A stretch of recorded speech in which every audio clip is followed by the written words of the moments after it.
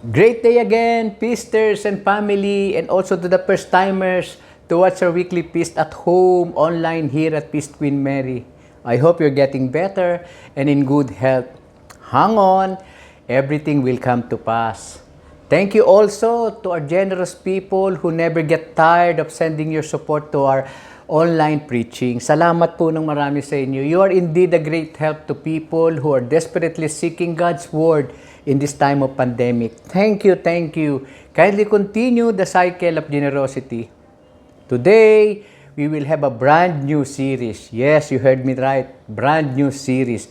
We call it Miracles and More.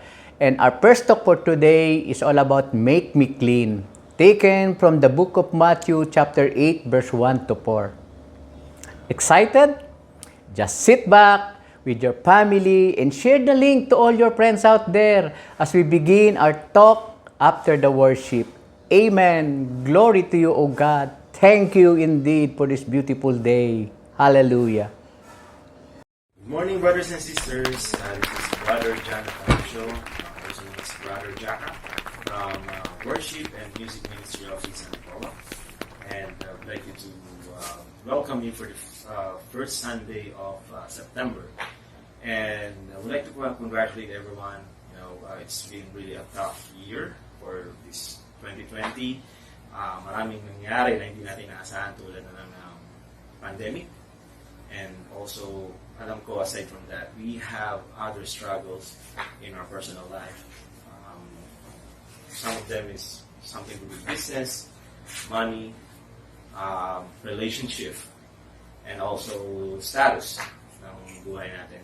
And for me, at the moment, brothers and sisters, I would like you to realize na lahat ng problema to sobrang dali lang.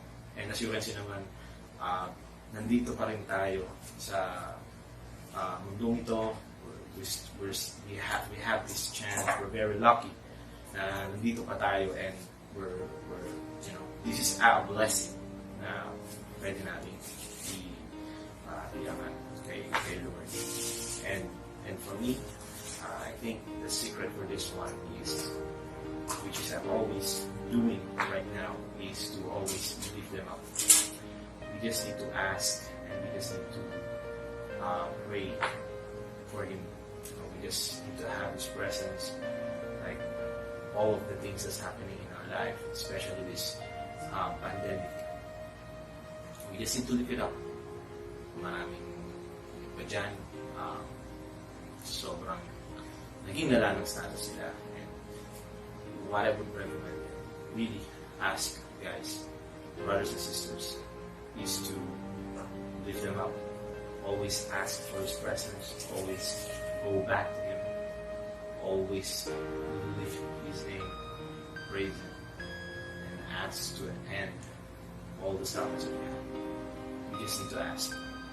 So, as the worship music ministry sing the song for you, I'd like you to feel and think and pray. All the things that's happening right now will pass. Just need to ask for His help, His guidance.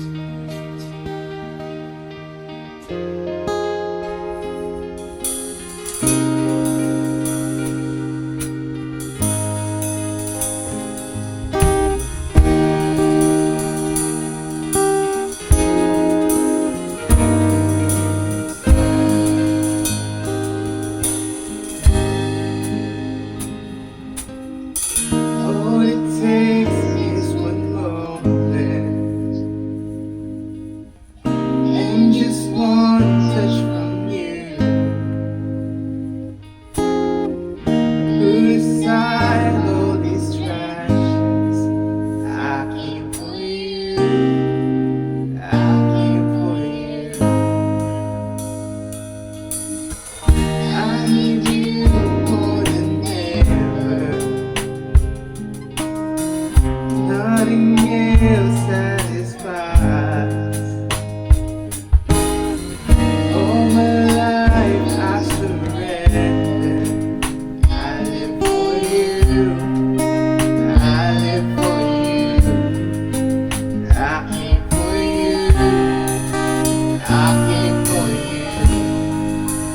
Holy Spirit, you are welcome.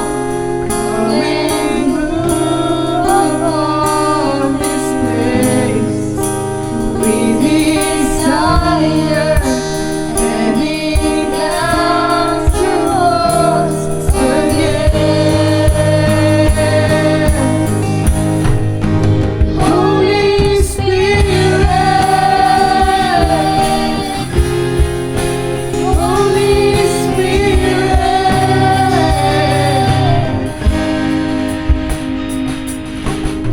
now that my heart is open,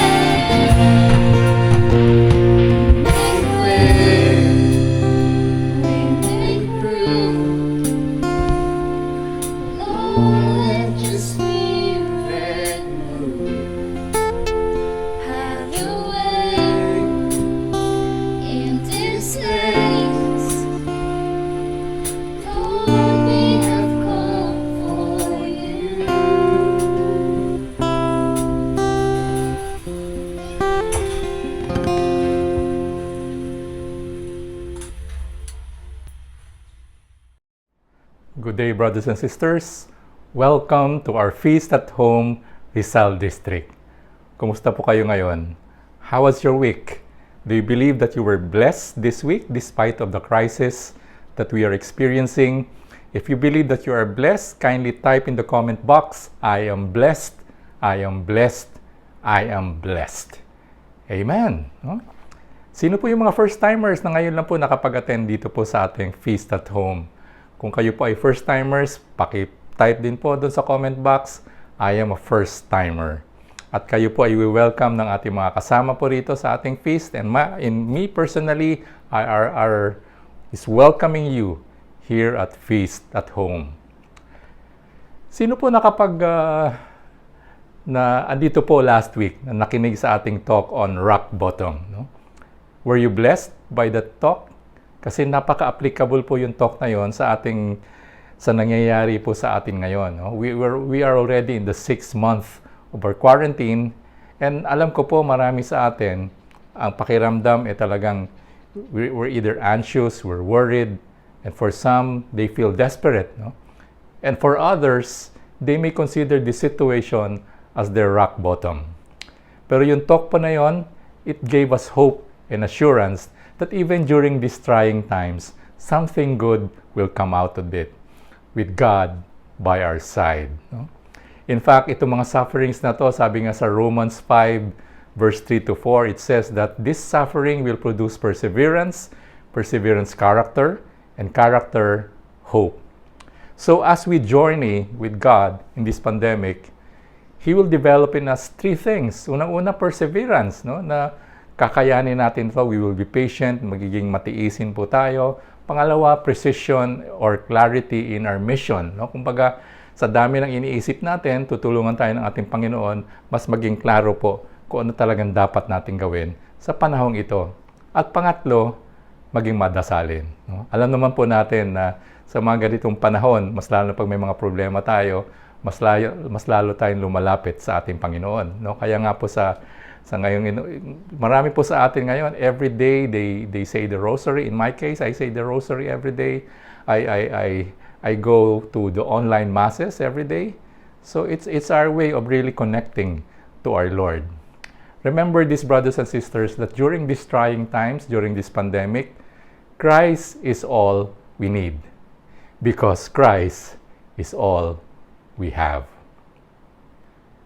At this point, I'd like also to personally thank everyone for your generous giving, despite of the difficult situation that we are experiencing right now. You know, your giving has blessed our feast, and it has enabled us to accomplish our mission in discipleship, evangelization, and helping others, especially those in need. No? God knows things are tough right now, and that tithing isn't always easy. In fact, some members have actually stopped tithing altogether. But God also knows that tithing works and that it blesses us and leaves us better at the end. No? So, for those who have stopped or for those who have not started anyway, I encourage you to start tithing, even if you start with only a small percentage and work your way up. For God, that is really something. At this time, let us find encouragement through God's Word and remind ourselves of the good things to come. In fact, in Galatians chapter 6, verse 9, it says, "So let's not get tired of doing what is good. At just the right time, we will reap a harvest of blessings if we don't give up." So kindly send your donations or love offerings to our video account as shown below. At this point, brothers and sisters, let's bring out our Novena booklet. And all together, let's recite our favorite prayer here in the feast. Today, I receive all of God's love for me. Today, I open myself to the unbounded, limitless, overflowing abundance of God's universe. Today, I open myself to God's blessings, healings, and miracles. Today, I open myself to God's Word so that I become more like Jesus every day. Today, I proclaim that I am God's beloved, I am God's servant, I am God's powerful champion. And because I am blessed, I am blessing the world. In Jesus' name, amen and amen. Thy word.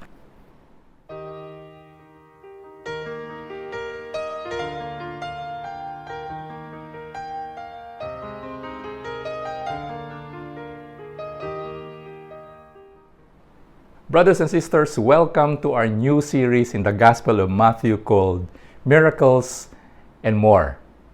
Our God is still a God of miracles. The same Jesus who performed miracles 2,000 years ago is the same Jesus who is working in our lives today. You know, we just finished 18 talks on the Sermon on the Mount, which covers chapter 5 to 7 of the Gospel of Matthew. And we are now going to study the powerful healings and miracle stories in chapters 8 and 9. And the message for our talk today is, Make me clean. Pakitype po sa comment box, Make me clean. The key passage for our talk today comes from Matthew chapter 8, verses 1 to 4. And it goes this way. Large crowds followed Jesus as he came down the mountainside. Suddenly a man with leprosy approached him and knelt before him. Lord, the man said, if you are willing, you can heal me and make me clean. Jesus reached out and touched him. I am willing, he said, be healed. And instantly, the leprosy disappeared. Then Jesus said to him, do not tell anyone about this. Instead, go to the priest, let him examine you. Take along the offering required in the law of Moses for those who have been healed of leprosy. This will be a public testimony that you have been healed. Thy word.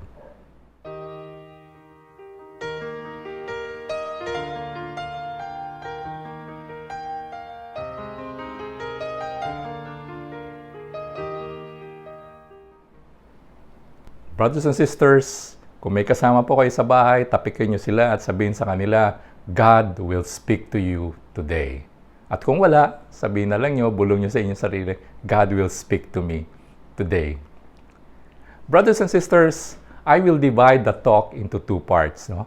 The first part, I want to preach on a simple message.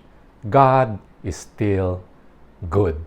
Pakisabi po, pakitype dyan sa comment box, God is still good. You know, here's something that I've been reflecting on. I have been a father for 37 years. And being a father is the most enjoyable, yet the most challenging thing I have ever done in my entire life. And I ask myself a question. What's the most difficult thing that I've done as a father? And reflecting deeply on this, I came out with this answer. The most difficult thing I have ever done as a father is to allow my children to make difficult decisions on their own, especially decisions that I do not agree with. Here's an example. Yung younger son ko po, si John, when he was in grade school, he told us that he wanted to try out to become a swimming varsity sa kanilang school. You know, I was against the idea for two reasons. Unang-una, honor student po siya. At alam ko, pag pumasok ka sa mga ganong mga varsity, it will entail a lot of training hours. So malamang yan, maapektuhan ang kanyang pag-aaral, ang kanyang mga grades. At pangalawa, he was a chubby kid then. So feeling ko he was not likely to succeed or even qualify for the team. So I said no to it. But he was very determined to pursue his wish. And he promised that he will continue to excel in his studies. So reluctantly, I agreed. Sabi ko, with the threat na pag bumagsak ka or may bumaba sa mga grado mo, tigil na yan. And I saw how determined he was. Kasi alam ko mahirap talaga ang training nila, especially sa swimming. So, isipin mo, after school, they have to stay in school to train. And nagsuschool bus siya, iwanan lang siya ng school bus. So doon pumapasok ngayon, ako naman ngayon ang sumusundo sa kanya. And I see how tired he was after those training. Kasi nangyayari, pag sundo ko, pag sakay na sasakyan pa lang, tulog na yan. matutulog na yan. So nakikita ko talaga kung kaano kahirap noon. No? So pagdating ng bahay, doon pa lang magigising yan, kunting idlip, tapos magigising, kakain, then he will study. So, yun ang kanyang routine, ganun ang kanyang determinasyon. No? So true enough, he became a varsity swimmer and he still graduated with honors. Well, he did the same also in college when he became a member of the Blue Bubble Battalion of Ateneo, and when he was already in med school, when he became a varsity, not only in one sport, but also two sports, no? Basketball and swimming. And in all of those cases, I was against it for the same reason that it will affect his studies. So ganun pa rin, nag-argue kami. Sinasabi ko, ayaw ko dahil masisira naman yung pag-aaral mo because you will destroy your future. But ultimately, he will insist and I will reluctantly agree on it. Well, my son proved me wrong. He has now graduated from his medical school. He's on an internship program right now, so probably after a year, he becomes a full-time doctor. You know, when I asked him why he did what he did, sabi niya, well, I want to enjoy and have fun memories of my school days. It's not all about studies. And I understand what he was saying. No? Totoo naman yan, di ba?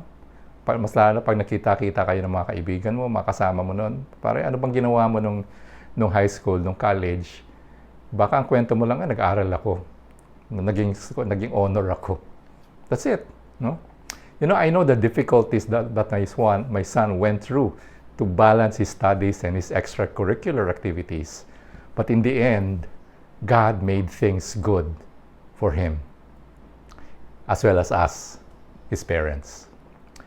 You know, sabi nga, life is not fair.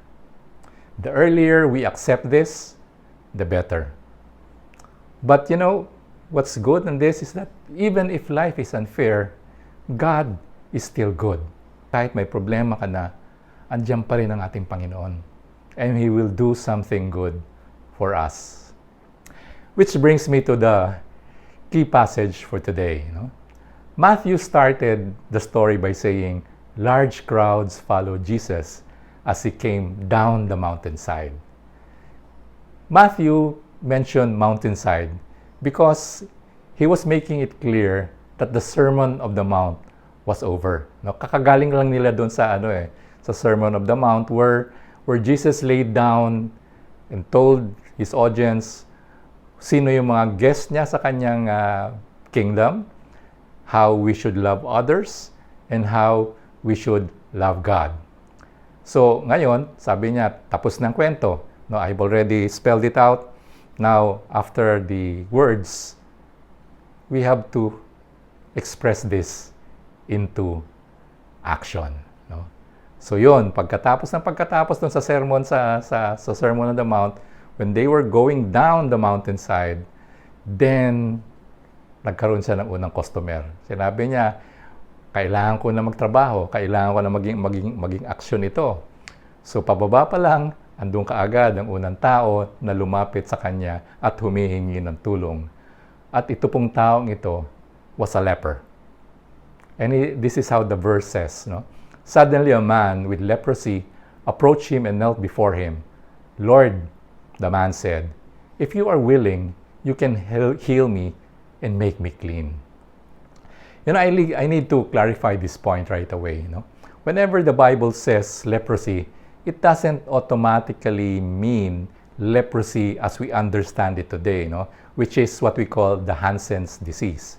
Leprosy in the Bible could mean any kind of skin disease.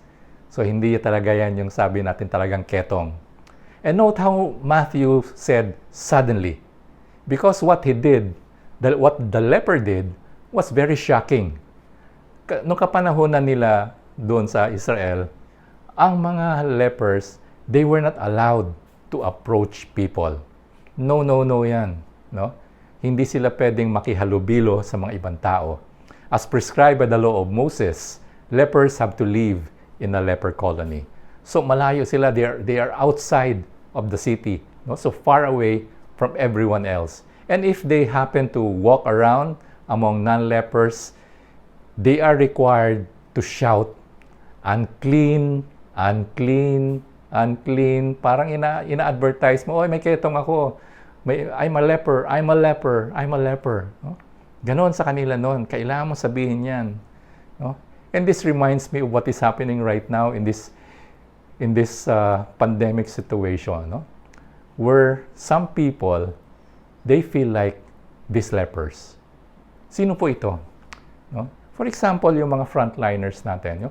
I've heard stories of nurses or even doctors who've been shunned away from their apartments or living quarters because yung mga landlord nila o mga kasama nila natatakot na baka sila positive din dahil nagtatrabaho sila sa hospital. You know, this is unfair. These people are what we call our modern day heroes. They're giving their lives, no, to help people, those who have been infected, those who are sick, to help them heal. And they expose themselves to the virus. Sure, they are taking as much precaution as they can. But what's so hurting is when people drive them away. Nakakasama ng loob, no?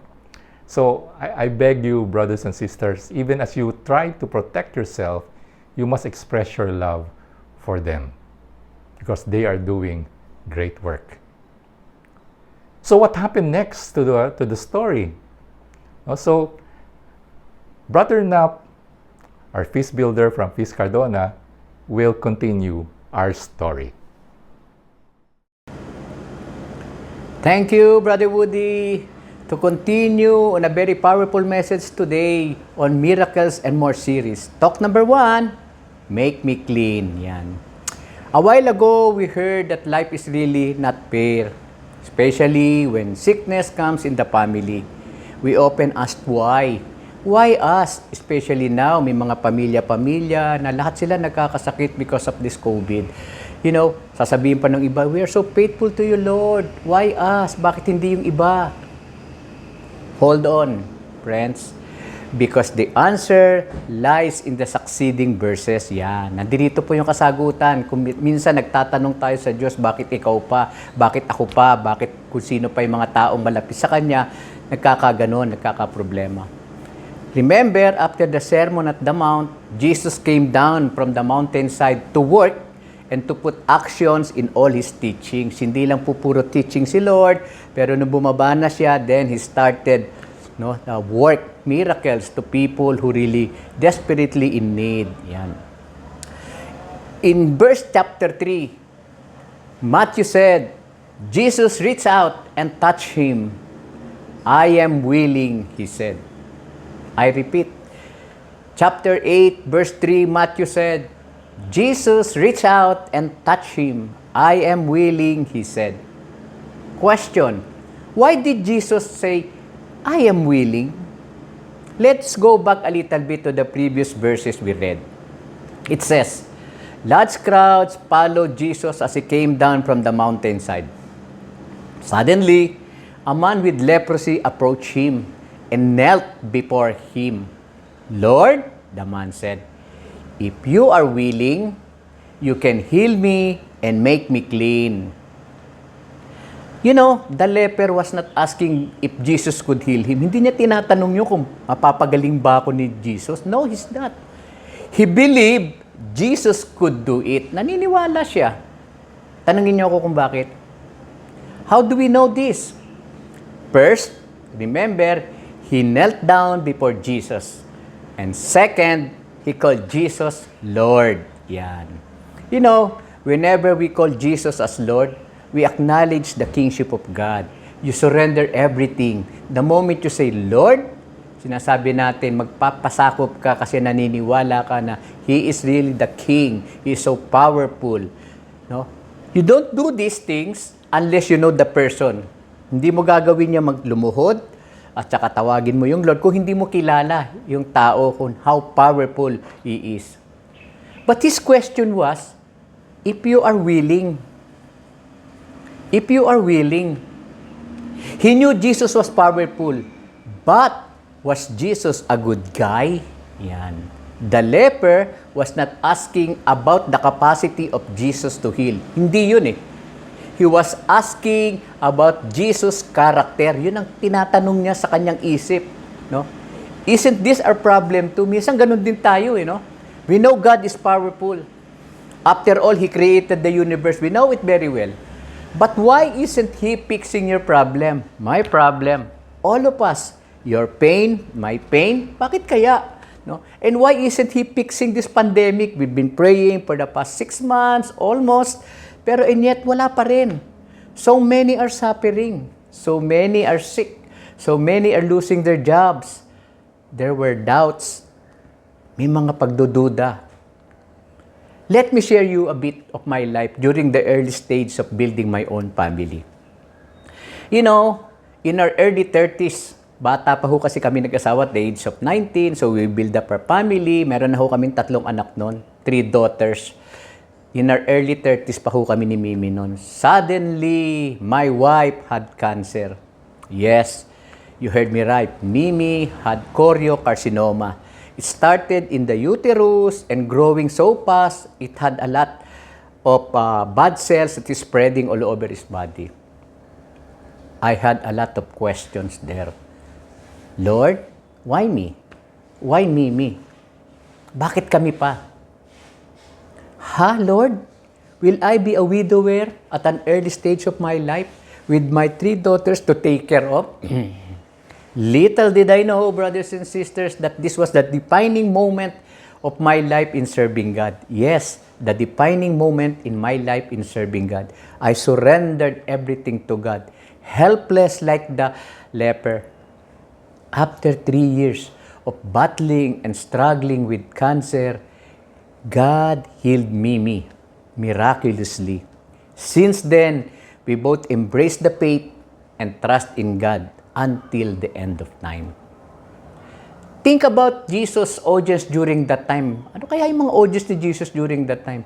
The Jews were oppressed. Talagang hirap na hirap yung mga Jews nung araw. Most of them are poor and getting poorer. Pahirap ng pahirap, no? Kasi sa sobrang taas ng taxes na binibigay sa kanila ng Roman Empire. Pag hindi sila makabayad, yan, kukunin yung kanilang lupain. At yung kanilang mga anak, gagawin silang mga slave. Yan. Sounds familiar, no? If God was really good, why does He send the Avengers sana to rescue them from this evil Roman Empire? Sana pinadala na ni Lord, no? Siguro kung may Avengers nung araw, sinabi ni Lord, sige na mga Avengers, sugpuin na natin yung mga Roman Empire na yan, alisin na natin yan, no?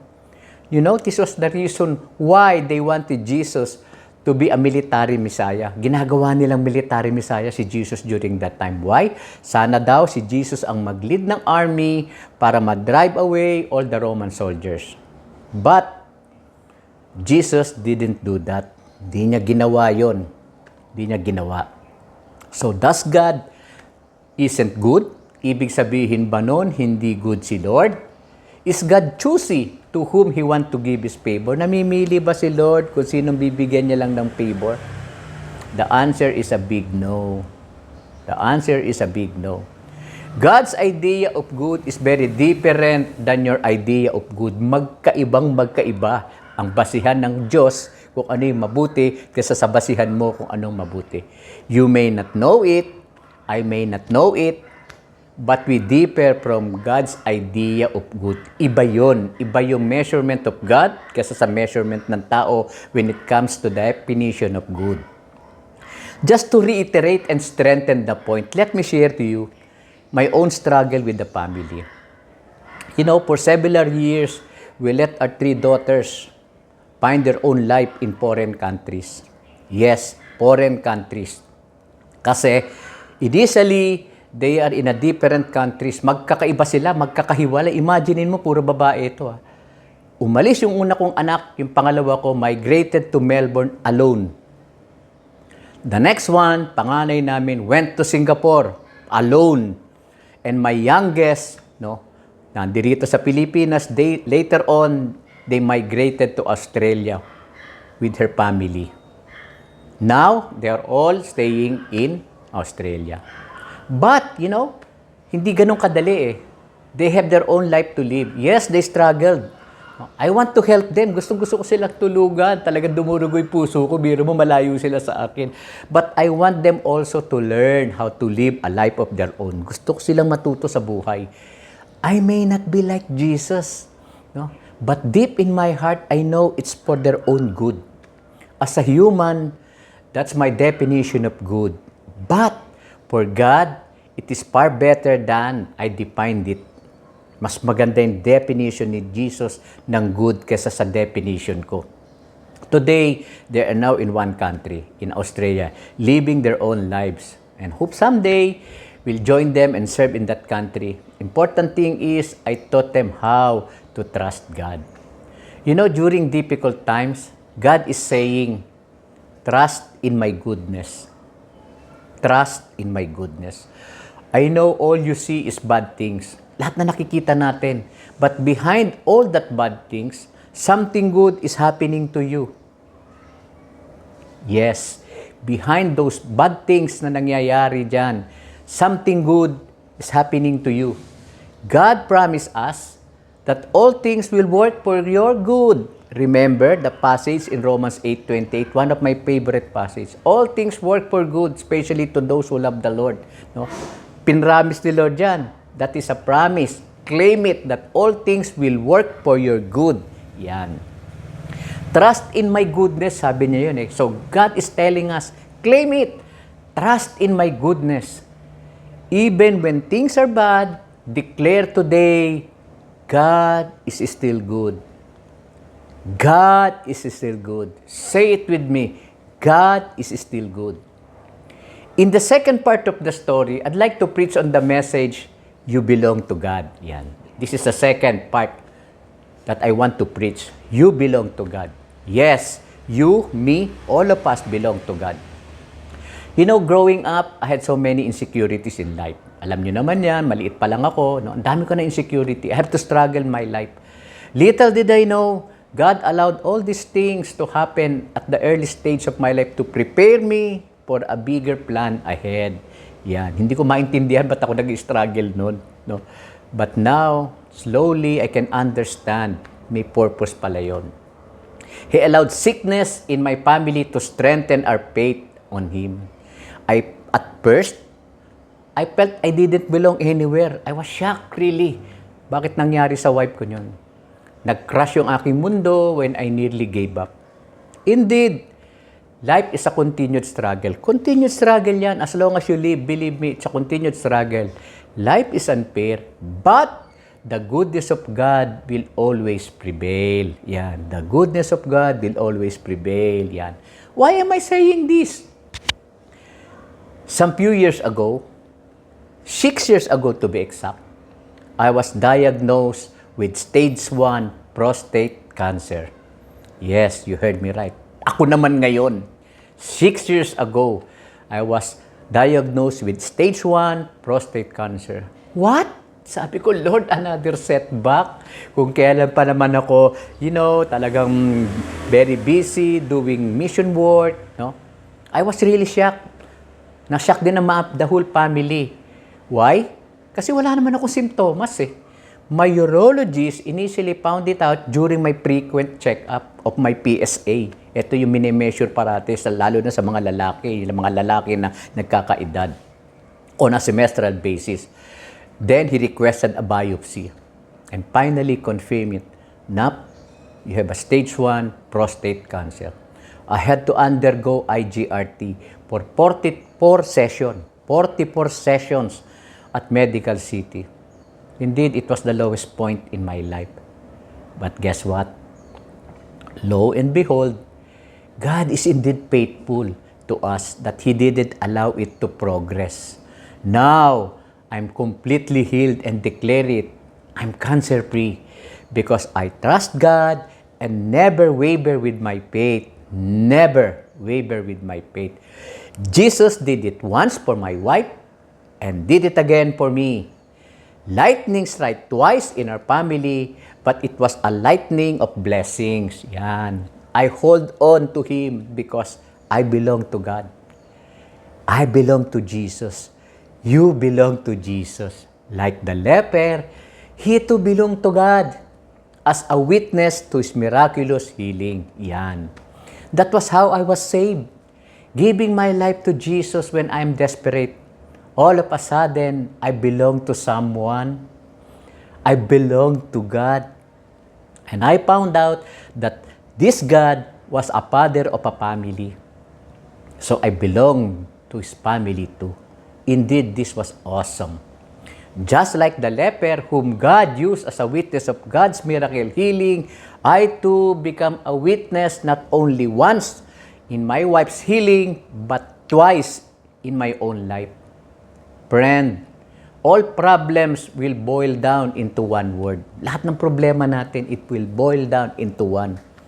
At pag-iingatan natin to, huwag tayong magkakamali, and that is separation. I believe the greatest need of a human being is connection. Kailangan connected ka. Yan. Connection with God and others. Don't separate yourself from God. Don't.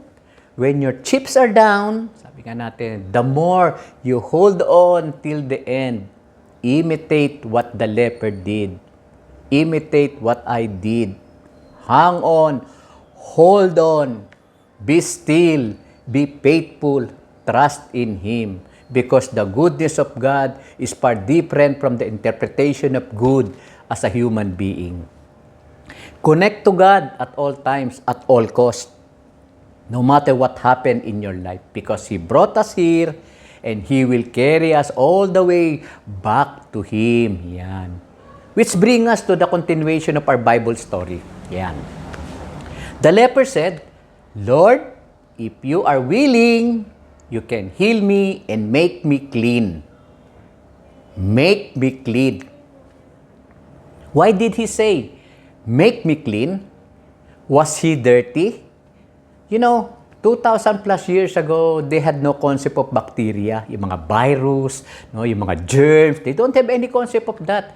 But they have a concept of being ritually unclean. Ang alam lang nila yung mga ritually unclean, pero hindi nila alam yan, yung mga bacteria during the olden days.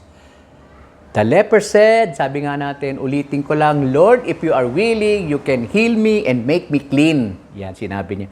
No, in the olden days, Jews divided the entire world between clean and unclean. Yan, hinahati niya yan. Some food were clean, some food were not. Yan. Beef was clean, pork was not. Yan. Tilapia, one of our favorite, was clean. Squid and shrimp and shells were not. Hindi sa kanila clean yan. That's unclean to them. Let's read the passage from the book of Numbers and see if you can catch 3 other things that made people unclean during that time. Sabi dito. In Numbers 5 verse 1 to 2 it says, the Lord gave this instruction to Moses. Command the people of Israel to remove from the camp anyone who has a skin disease or a discharge or who has become ceremoniously unclean by touching a dead person. Yan. Sinabi niya yan, sinabi ni Lord, sinabi ni God kay Moses, alisin mo yung mga yan. So ano-ano yung tatlo? Skin disease, discharge of sexual fluids, or in the term, sabi natin, ito yung mga babae na may mga menstruation ng araw, touching a dead body. Yan. Pag hinipo mo yan, you will become unclean. Sabi nga natin, masyado naman palang barbaric nung araw. No? Masyadong barbaric, humipo ka lang ng patay, unclean ka na. Nagkaroon ka lang ng menstruation, unclean ka na. No? Parang gano'n, talagang meron ka lang skin disease, no? Unclean ka na. Parang barbaric, no? How can such things make someone unclean before God? You know, I have a friend who is a good, very good makeup artist. Galing niya mag-makeup. Nagkataon lang, nagtatrabaho siya sa funeral parlor. Yan. Kaya nga pag siya, parati siya tinatawag kasi pag talaga nag-makeup siya, parang sinasabi ng mga tao, ang galing ng pagkaka-makeup, parang natutulog lang siya. Yan. She touches dead bodies all the time. Talaga trabaho niya yun eh, di ba? Ibig bang sabihin, unclean siya before God? O kayo mga kababaihan, when you have your monthly visitor, ibig sabihin ba niyan you are unclean at hindi ka pwedeng magsimba o mag-worship? Before we explain the Old Testament concept of clean and unclean, I need to share with you a very important truth on reading very important passages like this in the Bible. Alam niyo, maraming mga controversial passage in the Bible. But you know, when you read the Bible, you're riding two machines. You're riding two machines whenever you read a Bible. First, you're riding a jet plane to another country. Yes, you're riding a jet plane to another country. Example, when you go to Japan, of course, you can see people all around eating raw fish every day. Are they barbaric? When you go to Korea, they eat rotten cabbage every day. Barbaric ba sila? No, they're just different. When you go to France and complain why there's no adobo or sinigang, sabi natin. Instead, ang daming pastries at saka bread dito. Hinahanap ko sinigang. Or you go to Italy and complain, bakit yung spaghetti nila ganito? No? Hindi matamis. Tsaka walang hotdog. O ginagamit nila sun-dried tomato as their sauces. Again, barbaric ba sila? Funny, brothers and sisters and friends, but that's how what we do when we read the Bible and expect it to read like a modern book. We should change our lenses from the usual reading of books. Instead, dig deeper as we reflect and seek God's Word from the author. Yan. Search Bible Concordance, read them with the Bible scholars and saints. Hindi lang basta-basta magbabasa ka ng Biblia and interpret it on your own. Not only that, you're not only riding a jet plane, you're also riding a time machine. Yes, you heard me right, time machine. That's our second point. You're riding a time machine. You're traveling back, not 10 years ago, not 50 years ago, not 100 years ago, but as far back as 3,000 years ago in a time machine. Instead of saying, this is barbaric, be a good tourist, no? And enter their amazing world and discover new things. Pag binabasa mo yon 3,000 years ago, pumasok ka doon, tignan mo, ganito pala sila noon, ganito pala yung buhay. Be a good tourist. And one of the things about their world is their biblical concept of clean and unclean. Yan, iba yung pananaw nila. We should respect them kasi that's how they look at it 3,000 years ago. Yan. Do I hear an amen? Amen. To continue, brothers and sisters, the talk, let me turn you over to Brother Godi de Rosario of Peace Antipolo. Thank you, Brother Nap. I will now explain what ritually unclean means. Akala ko nung una, pag sinabing ritually unclean ang isang tao sa Bible, makasalanan ka na. Pero hindi pala. It becomes a sin only if the unclean person goes to the temple. Pag nagpunta na siya sa temple, tsaka siya pwedeng i-declare na unclean. But being unclean was just part of the cycle of being human. Ang pagiging marumi ay bahagi lamang ng buhay ng pagiging tao. For example, isang Hudyo, ililibing yung grandfather niya, yung lolo niya. He will be ritually unclean for 7 days because he was able to touch the dead body. But burying his grandfather doesn't make him bad. Hindi siya naging makasalanan dahil sa paglilibing niya sa kanyang lolo. Or a man having a wet dream will make him unclean for 7 days too. Or a woman having a menstrual period will also make her unclean. But that doesn't mean that they are sinners. Hindi sila makasalanan. Naging marumi lamang pero hindi sila makasalanan. Sa panahon natin ngayon, iba naman ang kahulugan ng menstrual period. One day, nag-usap ang isang mag-ina. Sabi ni Nene, Nay, mahalaga pala ang punctuation mark. Nakakalungkot lang kapag nawala. Sagot ng nanay, aba o anak, mahalaga yan. Pero bakit nakakalungkot? Sabi ni Nene, kasi po si ate, iyak ng iyak. 2 buwan na raw siyang walang period. I'm sure most of you are asking, why would these fluids make someone ceremonially unclean? Kasi para sa mga Hudyo, these things, blood and sexual fluids and a cadaver, were intimately connected to life and death, and touching them would make them unclean. And because God is the source of life, you cannot approach Him with these symbols. Hindi ka pwedeng lumapit sa Diyos kung meron ka ng mga ito. Yan ang paniniwala ng mga Hudyo. But this kind of thinking is rooted in one idea. It starts with the belief that God is holy. For us modern people, holy is being morally upright. Para sa ating makabagong henerasyon, ang pagiging banal ay pagiging matuwid.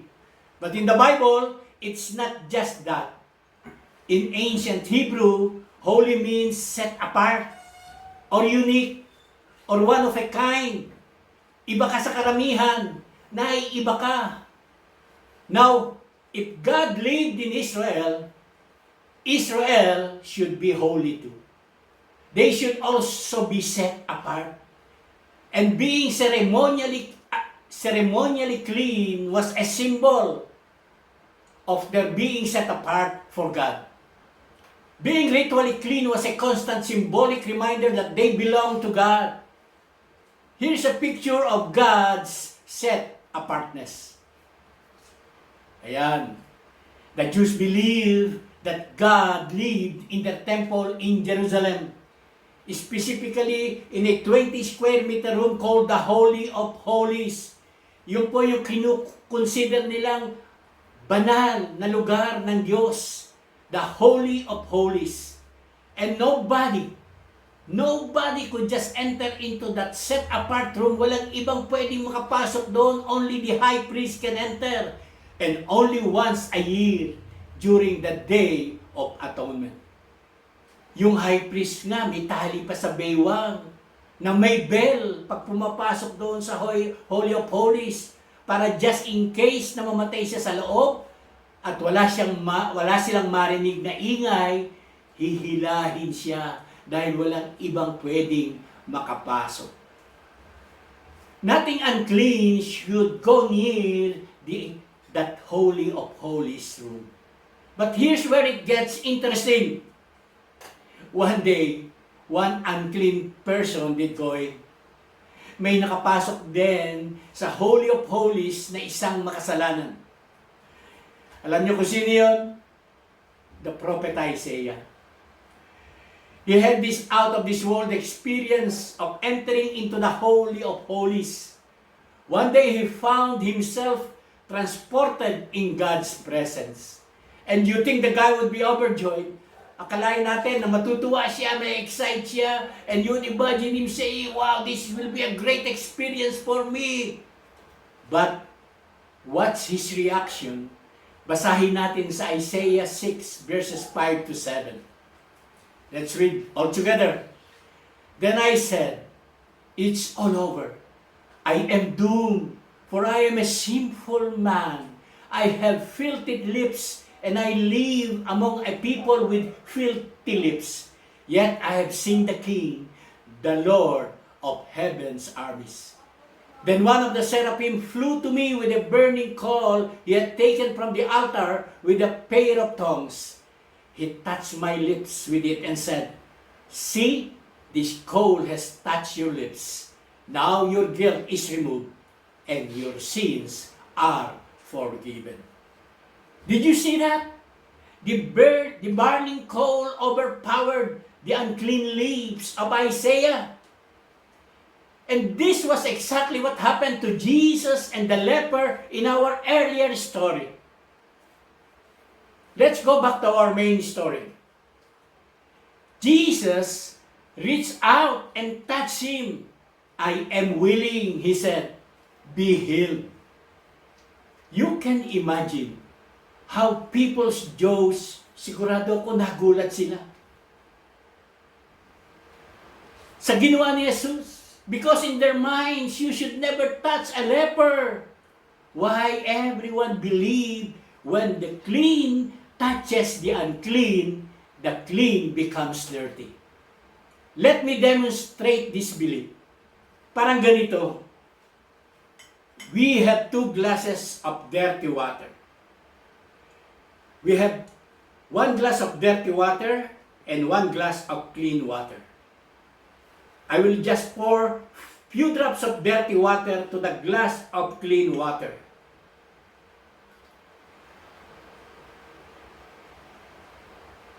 Anong nangyari? Naging madumi ang clean water. But when Jesus touched the leper, the opposite happened. Baliktad na nangyari nang hinipon ni Jesus ang leper. Yung madumi ang luminis. Because Jesus was like the burning coal in Isaiah's story. His cleanness overpowered the uncleanness of the leper, and he was healed. Alam nyo, the Pharisees never talked with tax collectors and prostitutes during that time because they were afraid that they will become unclean. Kaya umiiwas sila, lumalayo. But Jesus ate with the sinners, called them his family, and touched them. And he made them all clean. Yes, Jesus touched them and make them all clean.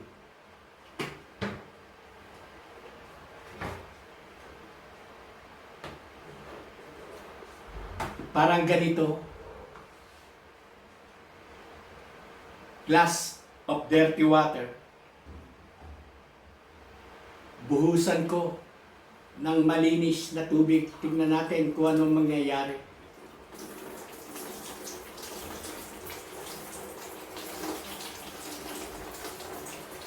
Unti-unti, ano nangyari? Yung dirty water ay nagiging clean water. Nawawala yung dumi, napapalitan ng malinis na tubig. And that's exactly what happened when Jesus touched that leper. By the way, Jesus didn't have to physically touch him. Pwede namang hindi nyo hipuin yung leper para gumaling. Di ba? He is the Word of God, the same Word that created the heavens and the earth. His command, be healed, would just be enough. Di ba? So why did he touch the leper? I think of 2 reasons. Number 1, touch is an expression of love. Matagal ng panahon na walang humihipo doon sa leper. This leper hasn't touched human touch for years. He hasn't tasted human touch for years. It would have been the most wonderful touch. Isang paghipo ni Jesus na pagpapadama ng pagmamahal. Number 2, touch is connection. I repeat, the greatest sickness of human beings is not cancer or heart disease or leprosy. It's separation. It's being disconnected from God and others. Ang pinakamalalang sakit ay ang mahiwalay sa Diyos. But when you open your life to Jesus, this sickness of separation is healed. You get a permanent connection with God and His people. Kapag binuksan mo ang iyong buhay kay Jesus, ang sakit na ito ng pagkahiwalay sa Diyos ay gagaling. Nakakuha ka ng isang permanenteng connection sa Diyos at sa Kanyang mga tao. My friend, may I preach to you. Jesus wants to touch you today, to express His love for you, to break your separation and declare to you, you are mine. You now belong to me. He wants to touch you the way He touched the leper. And the way that burning coal touched Isaiah. So that he can burn what needs to be burned in you. Let Him touch you today and remove anything that is making you less human. Dragging you down and preventing you from growing closer to God. Gusto ng Diyos na alisin sa iyo ang anumang hadlang sa pagkalayo mo sa Kanya. Gusto ng Diyos na pagalingin ka. Let me read the last part of this miracle story. Matthew said, and instantly the leprosy disappeared. Then Jesus said to him, don't tell anyone about this. Instead, go to the priest and let him examine you. Take along the offering required in the law of Moses for those who have been healed of leprosy. This will be a public testimony that you have been cleansed. Did you get that, brothers and sisters? This leper could never go to the temple because with his skin disease, because he didn't belong to God. But now, after Jesus touching him, after Jesus healing him, now he can. He was made clean. He can worship. He now belongs to God. Today, God wants to make you clean as well. Receive His touch. Listen to Jesus when He says, you are mine. You belong to me. I invite you to bow down your heads, close your eyes, and feel the presence of God. Kasama natin ang Diyos ngayong umaga. Kasama mo siya dyan sa lugar mo, sa kwarto mo, sa sala mo, wherever you are. God is with you today. Feel His holy presence. Have a short moment with the Lord. Damhin mo ang presensya ng Diyos. Some of you may be feeling like that leper right now. You feel dirty, unworthy, guilty. You're filled with shame. You imagine God must be sick and tired of me. How many times have I fallen into sin? Paulit-ulit na lang akong nagkakasala sa Diyos. Nahihiya na akong magbalik loob sa Kanya. Today, God wants to touch you. God wants to heal you. Gusto ng Diyos na bumalik ka sa Kanya. Allow God to touch and heal you. Lift up to Him all your burdens, all your sins that separate you from Him. Humingi ka ng tawad sa Diyos.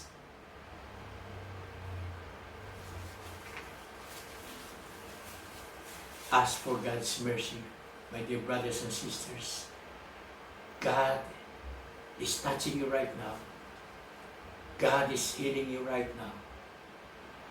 God is embracing you right now. Feel His warm embrace. He has forgiven you. Receive God's mercy and healing right now. He has touched you and made you clean once again. And Jesus is telling you, you're mine. You belong to me. Let's pray. Heavenly Father, we thank you for touching us. We thank you for healing us. Thank you for accepting us once again. We lift up before you our loved ones, our jobs, our businesses, our finances, and we release them into your hands. Relieve us of our pain and suffering. Ease our troubled hearts.